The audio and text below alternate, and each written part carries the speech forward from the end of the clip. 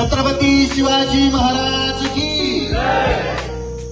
Bharat Ratna विश्वरत्न doctor Babasaheb आंबेडकरांचा, पुण्यश्लोक अहिल्याबाई होळकरांचा.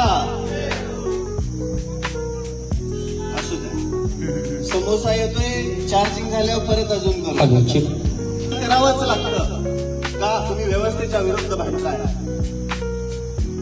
व्यवस्थेच्या विरुद्ध भांडणं म्हणजे एवढं सोपं नाहीये, कारण की प्रत्येकाच्या हृदयामध्ये कोणता तरी नेता असतो, कोणती तरी पार्टी असते, कुठेतरी हितसंबंध असतात, कुठेतरी फायदा असतो, कुठेतरी स्वार्थ असतो.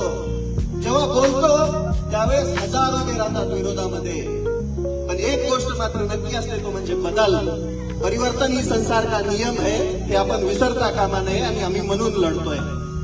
आधीने त्याची स्टोरी सांगितली. मी एक शेतकरीचं इंस्टाग्राम पेज, फेसबुक पेज चालू करत असताना प्रत्येक वेळेस रील स्टार म्हणल्या जात. आम्ही रील स्टार नाहीये, आम्ही फक्त इथल्या व्यवस्थेवरती बरसण्यासाठी ते साधन वापरतो, म्हणून आम्ही इंस्टा आणि फेसबुक वरती आहे. आम्हाला प्रसिद्धी, आम्हाला मोठं होण्याचा काही मोह नाहीये. तुम्ही जर विचारलं मला तर माझ्या आपल्या अकाउंटवरती 200-300 रुपये दिसताना फक्त रील्स दिसत असेल. फक्त एकच गोष्ट आहे, पैसा कमवायचा नाहीये. पैसा जो कमवलाय तो पण समाजासाठी लावायचा आहे का? तर माझा समाज, माझा शेतकरी, माझा सर्वसामान्य, माझा गरीब व्यक्ती अन्यायापासून दूर राहील आणि मोठा होईल. काय आपल्या शेतकऱ्याकडे आहे काही? सांगेल कोणी मला? आज शेती करायचं म्हणलं तर प्रत्येक जण नाक मुरडतो. शेतीकडे बघत असताना प्रत्येक जण मान मुरडतो. आपल्या स्वतःच्या लेकराला शेतकरी बाप सांगतो की राजा, या शेतामध्ये काही नाहीये, तू नोकरी कर, तू चांगलं शिक्षण घे. अहो, जी माय आपल्याला जगवते, जशी माय आपल्याला जन्म देते, तसं आयुष्यभर जगवण्याचं काम शेती करते. शेती सगळ्यात जास्त श्रेष्ठ आहे. फक्त या बदलत्या काळामध्ये, या बदलत्या आधुनिक युगामध्ये शेतीकडे बघण्याचा दृष्टिकोन खराब झाला का? कांद्याला 1 रुपये भाव आहे, कोणत्याही शेतमालाला भाव नाहीये, कारण की आपण संघटित नाहीये.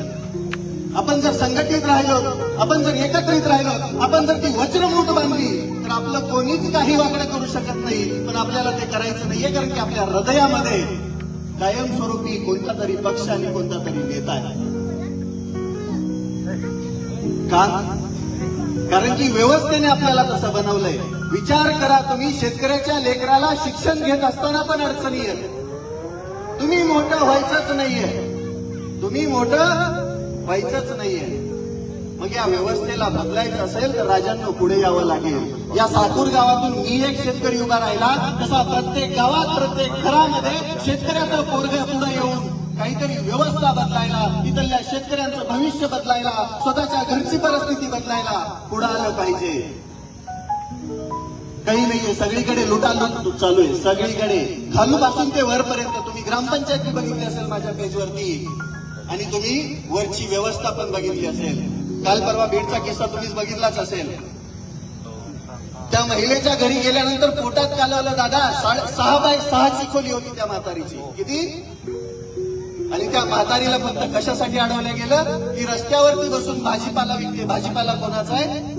शेतकऱ्याचाच आहे ना. तिला जेवूही दिलं नाही, तिचं उचलून सगळं काही पैसे उचलून फेकून दिले गेले. मुजोर प्रशासनाने तिथं अन्याय केला.